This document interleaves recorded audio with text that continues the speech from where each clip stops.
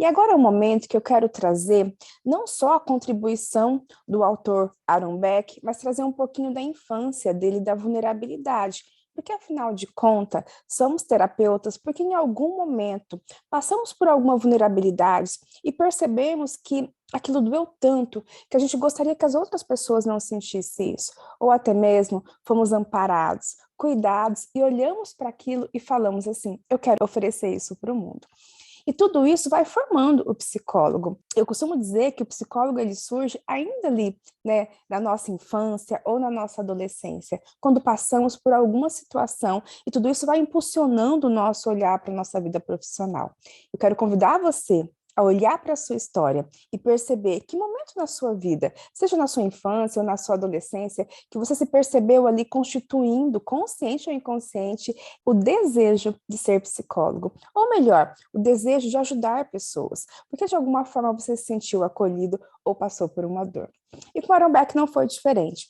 Ele era filho de 4 irmãos e ele nasceu logo após a morte da sua irmã, que morreu diante de uma pandemia que tinha na época. E tudo isso fez com que a sua mãe entrasse em um estado depressivo. E Aaron Beck viveu uma infância muito ausente dessa mãe, porque como a gente sabe, o estado depressivo, ele leva a pessoa ao isolamento, a um silêncio, e a mãe dele passou por todos esses sintomas. E a partir daí, então, Aaron Beck se tornou adolescente, cresceu, e ali na década de 1950, ele era psicanalista e trabalhava com pessoas em estado depressivo. Por que será? E ele, dentro dessa questão, desse estudo, dessa curiosidade e desse desejo também de ajudar pessoas em estado depressivo, ele começou a olhar para o estado depressivo e perceber algumas particularidades. Então, ele percebeu que as pessoas, quando elas estão em estado depressivo, elas têm uma especificidade. O que seria isso? Um fiozinho que liga a questão dos pensamentos. E o que ele percebeu? Ele percebeu que as pessoas, elas tinham pensamentos muito recorrentes relacionados à depressão, que são pensamentos assim, é sempre assim, não muda, é muito difícil, acaba sendo muito mais fácil para o outro, é cansativo. E todos esses pensamentos eram recorrentes de um comportamento. A pessoa se isolava, ficava mais quietinha, mais deitada. É claro que hoje em dia existem vários estudos e a depressão existe em alguns níveis, mas de forma geral, o estado depressivo, ele traz esse pensamento recorrente de desesperança e um comportamento muito mais numa lentidão relacionada à ação.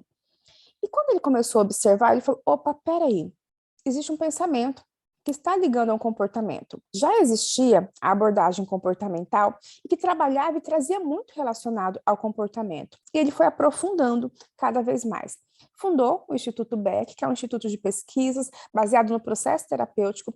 Ele e os seus colaboradores começaram, então, a investigar um pouquinho mais para entender a depressão de acordo com o comportamento. Surgindo, então, aí a cognição, que são os pensamentos que temos relacionado à nossa vida. E aí, opa, ele descobriu que, além de ter esse comportamento recorrente em pessoas depressivas, existia também uma especificidade. O que seria isso? Um fiozinho que liga o pensamento à emoção e ao comportamento. E foi a partir daí que surgiu, então, a abordagem cognitivo-comportamental.